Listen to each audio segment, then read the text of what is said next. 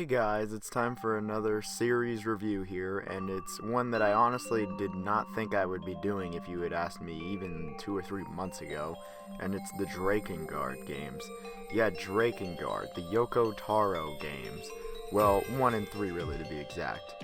It was honestly because of Nier Automata's release, and I was curious what the Nier series even is, and that's when I stumbled upon Drakengard, and it's pretty obvious what happened since I'm now reviewing the Drakengard trilogy, or well, really just 1 and 3. I decided to split Drakengard and Nier into 2 different videos also, so this video will be covering the 3 Drakengard games, and part 2 will be covering Nier and Nier Automata.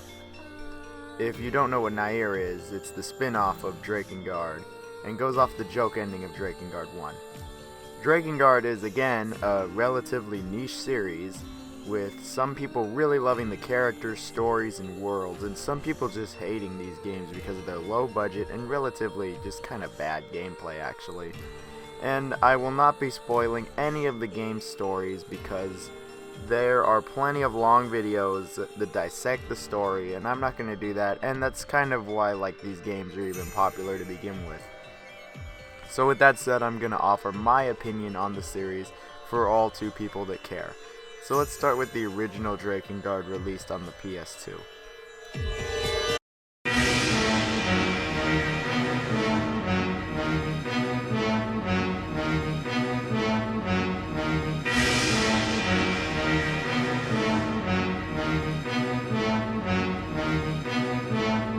So this is the first Drakengard released only on the PS2 in 2003.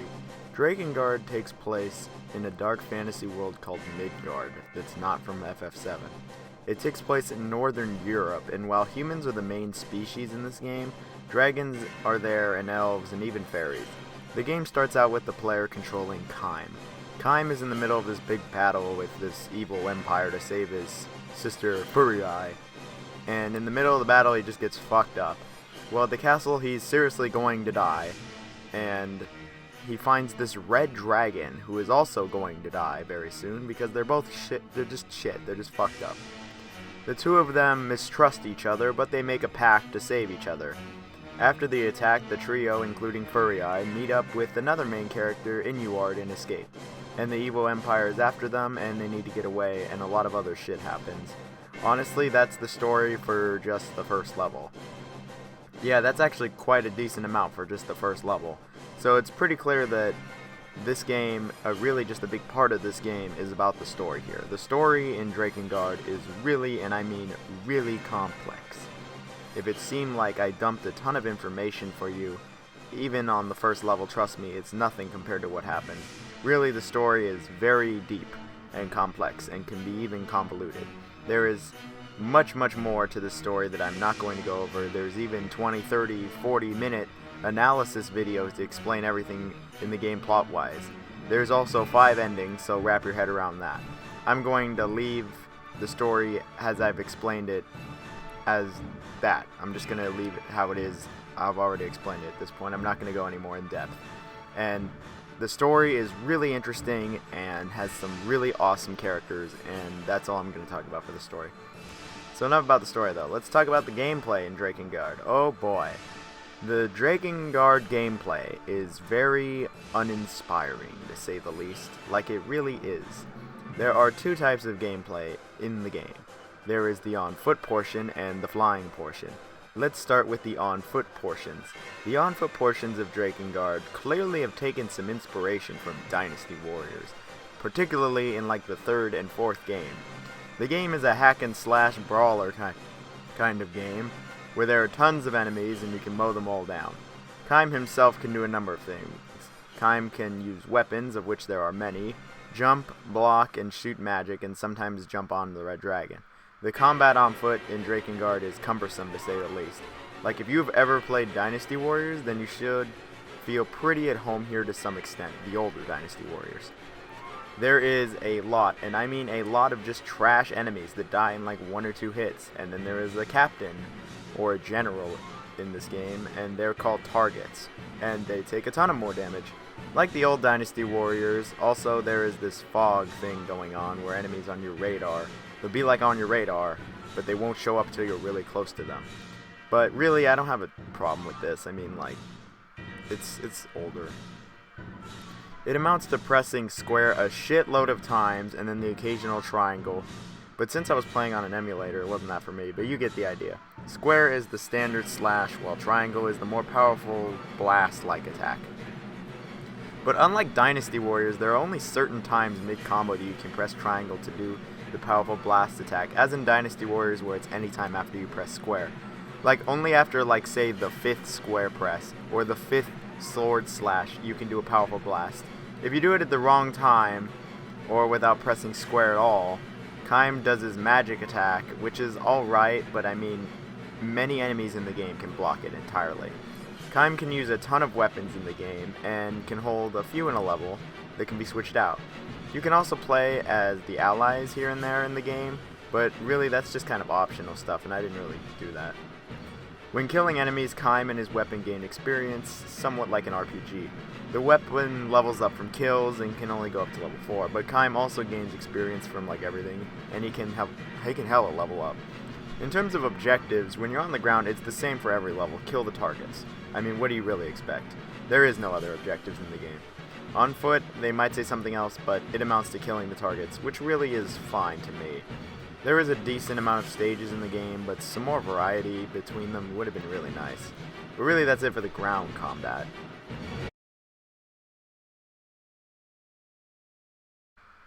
So that brings us to the air combat. The Red Dragon can do a few things. She can shoot multiple fireballs, she can shoot them one at a time, she can lock onto enemies, she can lock onto the same enemy multiple times, and shoot fireballs, yeah. She can do a little boost as well, and a barrel roll to the left or the right. And if you hold down R2, you lock onto the target. She also has a screen nuke, basically, which is the magic for her, and you get magic for getting kills. The Red Dragon can also be summoned on ground levels where there is room, which is not the most often, and she can destroy everyone with her fire breath and fireballs, and it's just like a screen nuke. The Red Dragon controls really weird at first. She doesn't just like fly around, she controls like a jet basically, and isn't the fastest thing, especially when it comes to turning. But really, it just takes some time to get used to. Just like Kaim, the Red Dragon levels up at the end of every level based on kills also. The air combat, if you couldn't just tell from looking at it, it's a bit better than the ground combat. So that's the gameplay. Let's talk about the presentation in the first Drakengard. The game came out in 2003, and as such, the game looks okay. It doesn't look bad, that's for sure, but it doesn't really look good. I mean, it really just looks average, to be honest. It looks about as good as Dynasty Warriors at the time, and just like Dynasty Warriors, the enemies in the game just look horrible. Low polygons, like no detail, look lame, and animate pretty bad. The main characters look decent to good and have a nice amount of detail. When it comes to animating though, they don't animate that well. Not as bad as the enemies, but not that great, especially in the cutscenes. There is CG cutscenes in the game which actually look really good, I might say, and they really do look nice, but the animations in them are pretty stiff. The textures in the game were subpar, really. They weren't very good in the game at all, but really, what can you expect from a game of this caliber? At least some of the effects, like the fire and water, look decent enough. The frame rate was also smooth, so that was much appreciated and was good. Overall, the presentation is just like how I've been describing the game. It's pretty all over the place. It's really just kind of a mixed bag, as some of it is good and some of it is bad, and some of it, like the enemies, are just shit. But the entirety of the presentation isn't that bad. When it comes to sound, it's also a mixed bag. The music in the game is okay. There is like 2 or 3 tracks in the game that I actually really do like. Like 2 or 3 of them I think are awesome, and then the rest are just kind of whatever, and they can be a bit generic. Like, a lot of it is just stock generic battle music that it just drives me insane sometimes.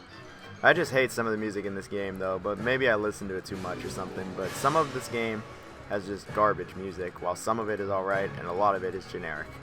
So really, I'm just mixed about the music here as well. The sound effects though were all fine and dandy here though, especially when people die. That one was just great. The voice acting is just like the music and is mixed. I love some of the voice acting here for like all the wrong reasons, and some of it is just genuinely terrible.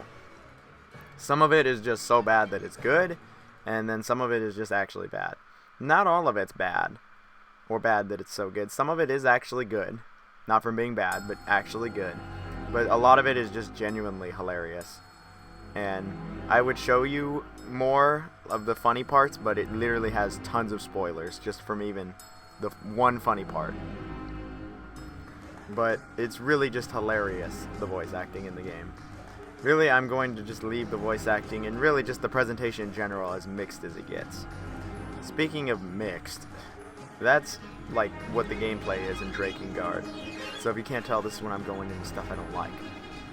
This game is mixed in the fact that there is a reason a lot of people hate a good portion of the game, because the gameplay is so mixed.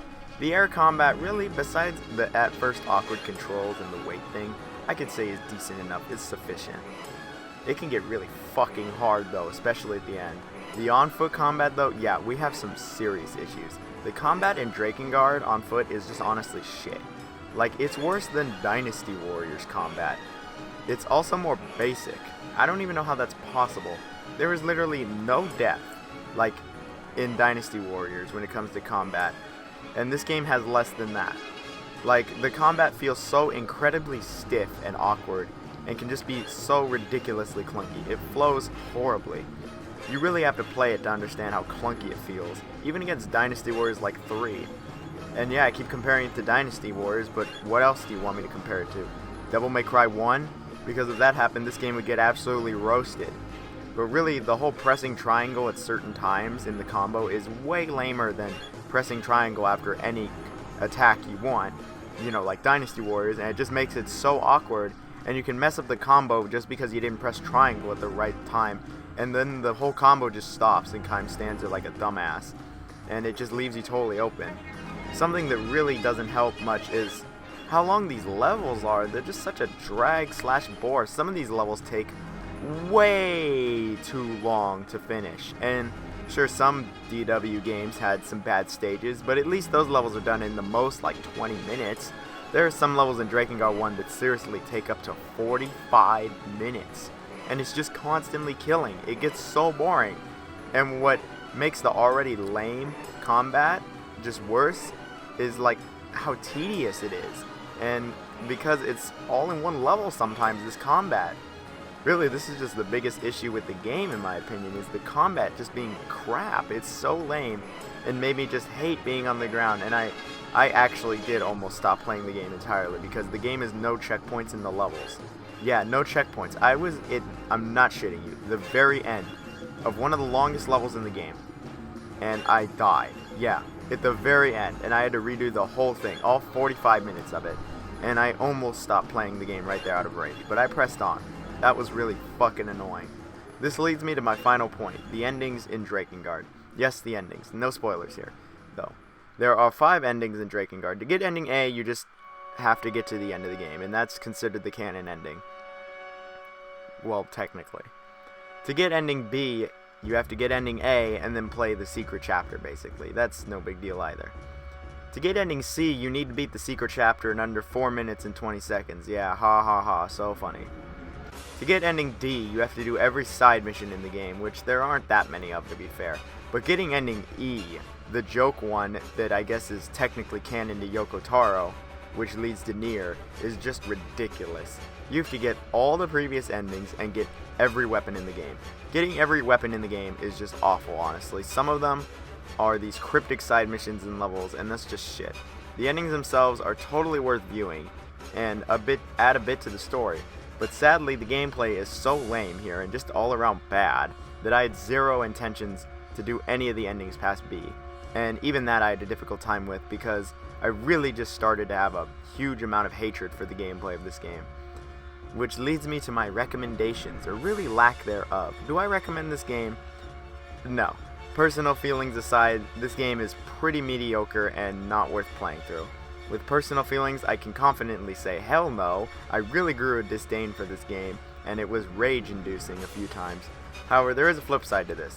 While I don't recommend the game, I do recommend the story. The story is actually really good and makes you think about it a lot. It has a lot of really dark and edgy tones and themes that are rarely seen in video games, especially for the time. The story is good, hell, even great. The characters are really unique, to say the least, and have incredible character arcs, especially with the multiple endings. The story is all around good, and the themes can really catch someone off guard. So, while I recommend you watching the cutscenes or an analysis of the first Drakengard, I can't recommend slogging through this game. The story, plot, setting, characters, it's all great, but the gameplay, no, it's not. It's not worth going through. The game aspect of Drakengard is ass, but the story, that's juicy good. That's good. Also, the game has gotten extremely expensive as of late since Nier Automata came out, so it's impossible for me to recommend this game. Unless you want to play it on emulator, but really like I did. But like I recommend the story, but not the gameplay. And that's my final thoughts for the first game. So now we get on to the awkward sequel.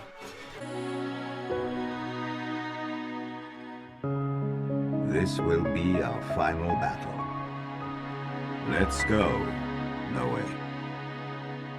So here we are with Drakengard 2, and I'm going to be honest here when I say that I have not really played much of this game. Like, really, I haven't played that much of this game. I played through some of this game on an emulator, but the emulation was awful, and the game kept crashing at a certain part. And this game has gotten dumbass expensive, so I can't even buy it either. So this is more of a thoughts on rather than a review or like a complete summary. It's more like a kind of first impressions kind of thing, but I do know the story. So Drakengard 2 takes place way after the first game and has really like nothing to do with the first game, or barely does at all. You play as Noe, who has become a Knight of the Seal and basically goes on to kill more bad guys who break the seals of the Knights and is evil. All that stuff. And since Drakengard is again a story kind of based game, I'm gonna just leave it there. There are plenty of other videos to explain the story here.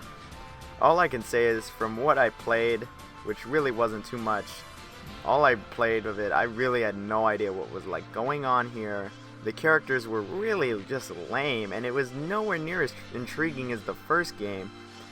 And the fact that it really doesn't have to do with the first game at all just bugged me. Only like near the end of the game does it have anything to do with the first game, and for the most part it's its own self-contained story, and it sucks, honestly. It's with a lot less mature themes and not as edgy, and it's just kind of generic and lame. The gameplay, really, I found it to be almost the same as Drakengard 1 with the on-ground combat and the air combat. I will say some things are improved though, but some things are, well, worse than before. It really is the same kind of gameplay as Dynasty Warriors with the combos and how it works. I mean, it's pretty much the same as the first games, and you can now launch enemies from one attack instead of a blast like the first game. Instead of different weapons being assigned to a person, it's assigned, well, like it's assigned to a class now, not all the weapons you can just use. It's assigned to a class. For example, swords can only be used by Noe. It's not really a game changer at all, actually. You still kill hella dudes and have to complete objectives like killing certain dudes and going places. It's really basic. Something really that is improved is the camera. I didn't really mention that in the first game. The camera was horrible, but it's a lot better in this game. The blocking and strafing is also a lot better in this game. And the areas are a little more diverse in the game, but they're generally on the same level. Really, there's not much new I can say here. The only thing I noticed was I thought that the combat really wasn't any better at all, actually, than Drakengard 1's. It still felt just as stiff, if not even stiffer, because you move around less when you're doing the combo. You're pretty much stuck in place, is what I felt. And yeah, the blocking might be better or whatever, but really the combat's just not improved at all from the first game. Flying around in the dragon isn't really different either. The only thing that's different is the game doesn't control like a jet anymore. This dragon flies all over the damn place and goes crazy. And that's really just like whatever, honestly. I mean, the gameplay for the dragon I felt was pretty much the same. It was just like sufficient, but not anything above that. And when it comes to gameplay, I didn't really play any much more to sufficiently like review it, but I can say that it was just really the same as the first game, and I didn't like the first games at all, so I mean, that's pretty good indication of what I think of this game's. When it came to the presentation, I didn't think the game looked very good at all. I thought that the game for like 2005, I think it came out, it really just didn't look all that impressive at all. The character models looked whatever, the CGI looked decent again, the enemies animated better, and the textures looked really not that great either. And overall, I just thought the presentation was pretty lackluster, like what I've thought of the gameplay. And when it came to the sound, I really don't have much to say. The voice acting I thought was really just kind of on the downward spiral side, and really wasn't that great. and I just really didn't like a couple of the characters' voices, like Noe. And it really dragged the story down also, in my opinion. When it came to music, I can't really say anything about the music at all. And when it came to when it came to sound effects, it was alright, I guess. I mean, it wasn't anything above regular. And really, I don't have much to say. In conclusion, I don't really have much to say for Drakengard 2 because I didn't really play too much of it. The reason that Drakengard 2 is really hated among fans, air quotes, is that the game was not by Yoko Taro. He was sorta involved, but he wasn't the director. He wasn't totally in charge, and there's just a big argument whether or not the game can be considered canon anyway. And Yoko Taro's written it off as just a stupid spin-off or some shit. He doesn't care about the game. Why should I care about the game? It's not part of the main Drakengard series, because it's not by Yoko Taro. And sure, Ending A in the first game might be the canon one to this one, but if this game's not canon, how was Ending A canon in the first Drakengard? And really, this game just isn't liked among Drakengard fans in general, and that was why I didn't think it was a big deal that I really only played it for maybe like 2 or 3 hours. And with my final thoughts on the 2 or 3 hours I played, I can't really say I even enjoyed it. I was just kind of more pissed off that the emulation was horrible, I didn't really see anything improved, and I didn't like the story. So, I mean, I usually don't do reviews like this because it's not even a review, it's just a thoughts on, and that's my thoughts on the second Drakengard. I didn't like it. That simple.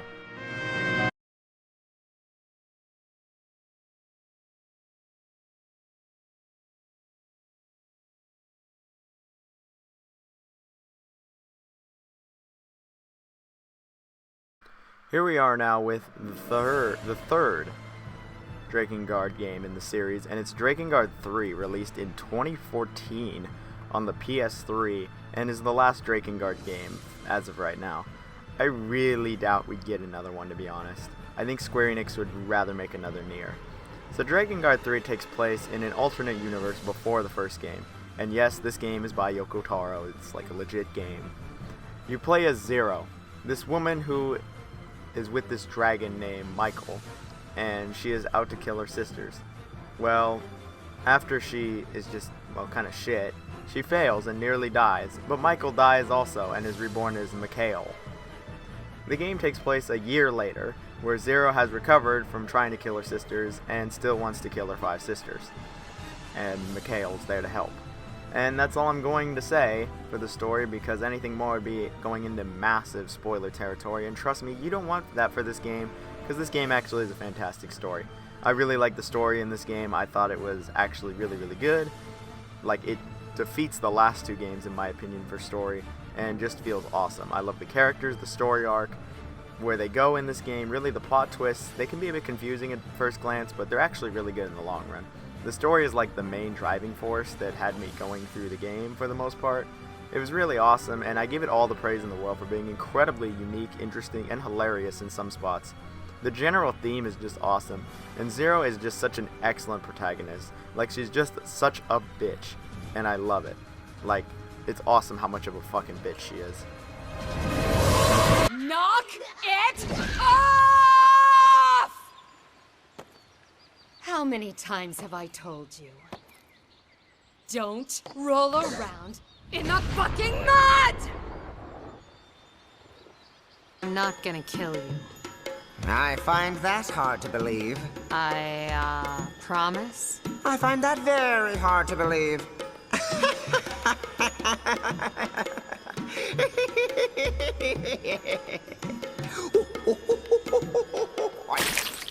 What the? Ah! You killed him! Are you sure you should have done that? I mean... Zero really brings the game together, and the game really has some interesting themes. But I feel like if I talk any more about the story, I'm going to spoil it, so I'm going to stop right there. So now for the gameplay of Drakengard 3. Drakengard 3 plays a bit different from the other 2 Drakengard games. The game is not a Dynasty Warriors style game anymore. It's more of a linear hack and slash game, and honestly, that's for the better. The large battles are gone, and it's now mostly corridors and the usual little arena area where you have to kill all the enemies, with occasional platforming and maybe a tiny bit of problem solving in there. Zero is a bit more versatile than Kaim. She is a light and a heavy attack, like every hack and slash, along with a dodge and a jump. Zero has 4 types of weapons. She has swords, spears, fists, and I forget the exact name actually, and these rings that you can attack with. And unlike the past games, when you hold down R2 to change the weapon, you can change the weapon mid-combo. It's nice. You don't have to go into like the menu. The combat in this game is actually not terrible. Yeah, it's decent. It's a bit sluggish, but besides that, it's good. Yeah, it flows decently enough. That's an actual surprise to me. It's not awkward as hell, and it flows like a pretty normal hack and slash game would. It's still a bit clunky, but it's not bad. The combat works. Zero also has a rage mode, which is pretty standard for most of these kind of games. Along the way, Zero will find boxes to break, and sometimes enemies drop these, but it's items in the game, and these are sold for money. The money is used for purchasing new weapons or leveling up weapons. In almost every level, there are 3 chests, and they're kind of hidden, but sometimes they're just totally not hidden. And these can be a lot of money, a new weapon, or a new crafting material, which you have to use along with money to upgrade a weapon, assuming you have the money for it to begin with. And there are 2 types of missions in the game. There's main missions and side missions. The main missions on foot see Zero going through a linear path with 1 or 2 companions, killing everything in sight pretty much. The side missions are all timed, where you have to get collectibles fast enough. Like every side mission is actually the same. Kill all the enemies, get the items. Speaking of enemies, there are a lot of these in this game. There are a ton of different enemy types, but really what has the most types are the bosses. There is a shitload of different bosses in this game, and I hope you get used to them because you're going to have to fight them a lot. In addition to the ground combat, there is dragon combat, but I'm going to go over that later. Though that's most of the game, actually, in terms of gameplay. You kill, progress forward, and then there's a little bit of RPG aspects sprinkled in, but that's really the gist of it. Like, it's really just the gist of it. The graphics in Drakengard 3 are pretty bleh. I mean, this is already a PS3 game in 2014, so I didn't expect fantastic graphics, but it looks okay. I mean, the models are decent enough, and the enemy designs are cool, and they all animate well and dandy. The textures, on the other hand, do not look so great, and look pretty bad and outdated for the most part, like especially the forest levels. These look the worst. The frame rate was pretty terrible though. Like, the frame rate is actually hot garbage in this game. It doesn't ruin the game, but it dips a lot. Like, a lot. It has trouble even staying at 30 and occasionally goes down to single digits. The frame rate is not very good at all. It really doesn't even make any sense. This game doesn't even look that great to begin with. Why is it having frame rate problems? The frame rate and graphics altogether are pretty poor. The sound, it's a bit better. The voice acting I thought was actually very good, and I thought all the actors and actresses did a great job. The only thing is, this game talks about sex, I would say almost like too much. I mean, it's like the whole theme of the fucking game at this point. And I mean, really, it's like, give it a break. The voice acting was good though, with Zero easily being the best. Scent was great also. The music in the game was alright. It wasn't great, but not bad or generic. There are just some generally good themes in the game, but some tracks can get borderline annoying, like, seriously. Overall, the sound fared better than the graphics and was good. So while there might be some good stuff for Drakengard 3, there is some stuff in the game that is just not good at all. For instance, the flying sections. These are not like the previous games at all. These flying sections are more like Star Fox, where you aim and shoot and they're just really boring and just not good. And when you get to move around freely, it gets even worse, with really awkward controls and Mikhail just feeling really weak and not very fun to play as at all. Also, the frame rate just dies most of the time you're riding the dragon. So this is easily the weakest part of the game. Another weak part to the game is how repetitive it can get, or at least feel. Let me explain. Like the other Drakengard games, there is multiple endings, and this game isn't horrible to get the other endings, but it's still a bit annoying. Not in the sense of doing these ridiculous side missions or some shit, but how the ending levels play out. To get every ending in Drakengard 3, you only need to play through all the levels and get every weapon. It's pretty simple. The weapons really aren't that hard to get, a majority of them you find in the levels and buy.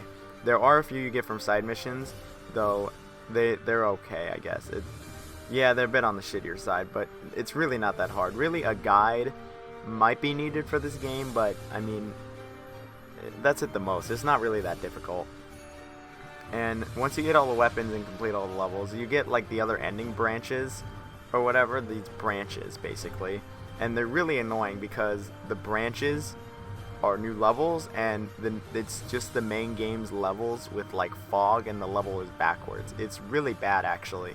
The game gets incredibly repetitive towards the end, where you are repeating the same level 2 or 3 times, killing the same enemies and bosses over and over. Not even the boss, not even the wet enemy placements are different. They're the same. And you just kill the same things over and over. And if it wasn't for the story, I would have stopped playing the game, but that is not the case. The final boss also, no spoilers, the true final boss is just awful. Like, it's just a slap in the face, and it's just pure garbage, really. Or at least I hate it. Also, the frame rate, again, is just poo-poo on a stick. I mean, it's just so bad, the frame rate. Besides that, though, which is a decent amount of actually, the game is good. Overall, really, though, how do I feel about Drakengard 3? Well, it's okay. It's not great, but really that can be said about the whole series. Unlike the previous 2 games, however, I can actually say this game is worth playing. Not just watching, but worth playing.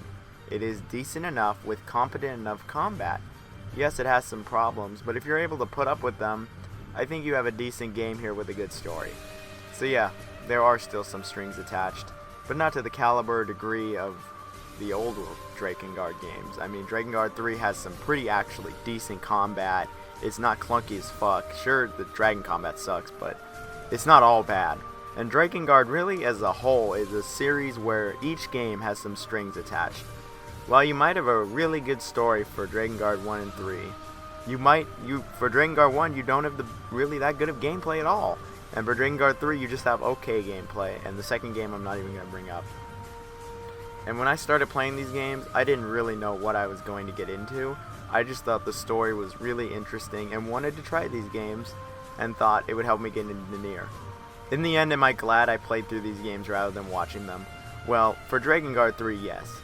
I am glad I played through Drakengard 3. Drakengard 1, on the other hand, not really, and Drakengard 2 I didn't even really play, I just watched. I mean, so like, really, on a whole, if you had to play any of them, I'd say play Drakengard 3 and watch Drakengard 1, and Drakengard 2 can get dropped. But really, it depends on the kind of person you are. Main one to play is the third one, though. If you are a person with an open mind and willing to put up with some pretty mediocre gameplay for a bit, then really I can say that Drakengard might just be the series that you've been needing to try. Other than that, though, if you're not that kind of person, I'd say if you're interested by the story, watch the cutscenes or an analysis, or really just stick to Nier, honestly. And that's where I'm going to go in part 2 of this series. I'm going to go to the Nier games, or all 2 of them. So I'll see you guys then.